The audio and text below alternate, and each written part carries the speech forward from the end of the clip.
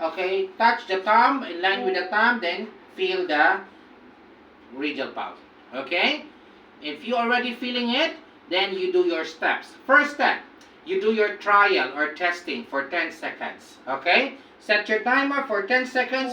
Feel if it's regular or not regular. How will you know if it's regular? If the beat is tuk, tuk, tuk, tuk, tuk, that's regular. And how will you know if it's not regular? If the beat is tut, tut, tut, there's a long interval in between, right? So feel within 10 seconds. And if it's 10 seconds, then you feel it is regular or normal, then you have to continue counting for 30 seconds. Okay, let's set your timer, 30 seconds. As for example, I already got 35 in 30 seconds. What will I do with the 35? I will have to multiply by 2 to complete the 1 minute. Because I will no longer complete the 1 minute because it's already normal.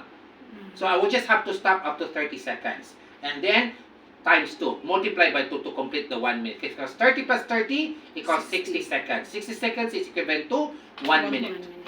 Okay? So if I got 35 in 30 seconds, I have to multiply 35 by 2. Total is 70.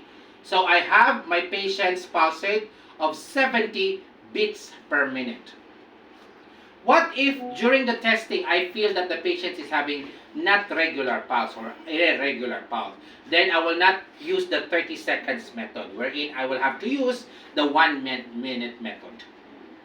Complete the 1 minute because the patient is having not regular pulse. If it's regular, 30 seconds times 2. Not regular, complete 60 seconds or 1 minute. Are we clear? Yes. Okay. And that's how you record the result. Okay? So, record if it's above, report. If it's normal, record. We're good?